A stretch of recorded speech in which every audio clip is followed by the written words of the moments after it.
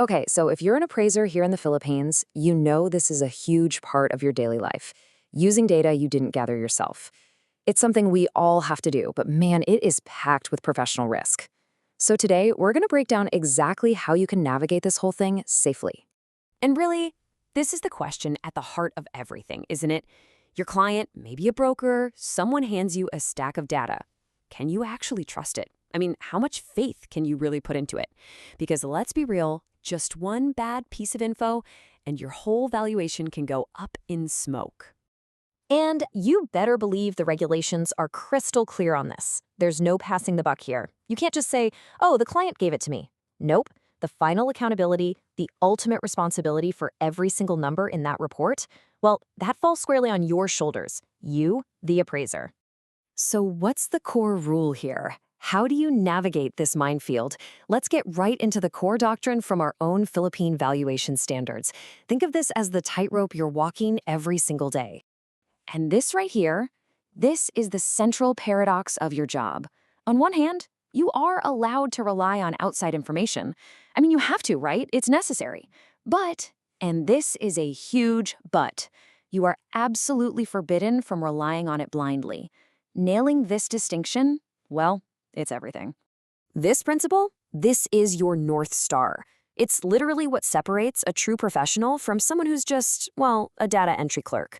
When you follow this, you stop being a simple stenographer, just copying down whatever you're told. Instead, you become what you're meant to be, a data detective, actively hunting down the facts. Okay, so how do we actually walk that tightrope without falling? I'm going to give you a super simple 3-part framework to remember. Assess, act, and announce. Let's kick things off with assess. You've got to know exactly what kind of data you're even looking at before you can think about trusting it. First things first, you've got to classify your data by its source. Did you get it yourself? From your own inspection, that's primary data. That's your gold standard, super low risk.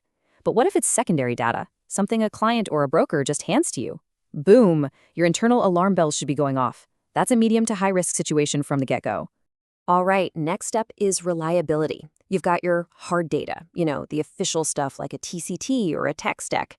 Now you think these are solid, right? But even with these, you still got to check for consistency. And then you've got the soft data. Think online property listings.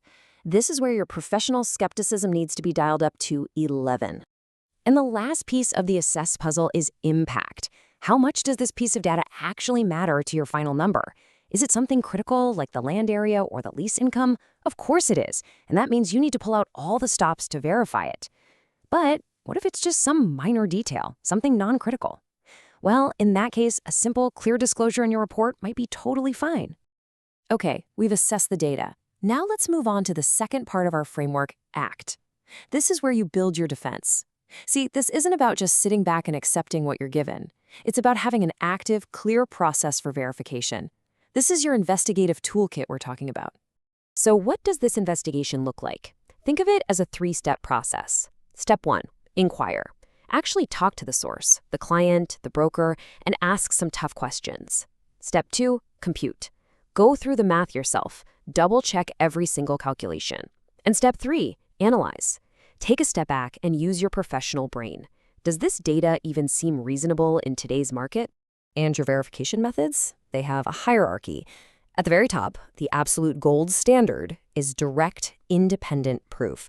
We're talking you, yourself, going to the registry of deeds. Now, if you can't do that, you move down a level. You start doing indirect cross-checks, or maybe some analytical market tests, just to see if the information is at least in the right ballpark.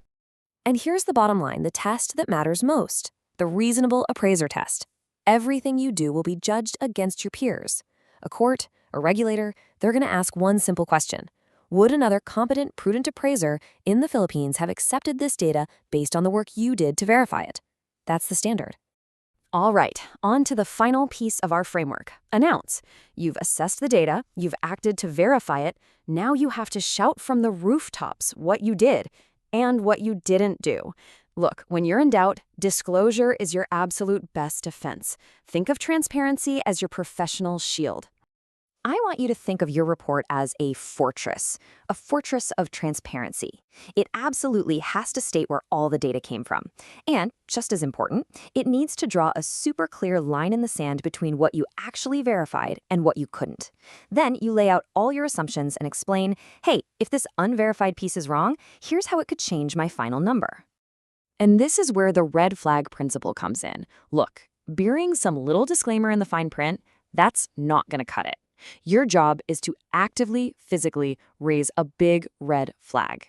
You have to highlight the unverified stuff, explain why it's unverified, and then clearly spell out the risk for the person reading your report. And here's a perfect real-world example of that. It's simple, it's direct, it puts the reader on notice. It basically says, hey, just so you know, this important income figure came from the client, and I couldn't independently verify it. If it's wrong, my final value could be wrong too. That's it. Simple.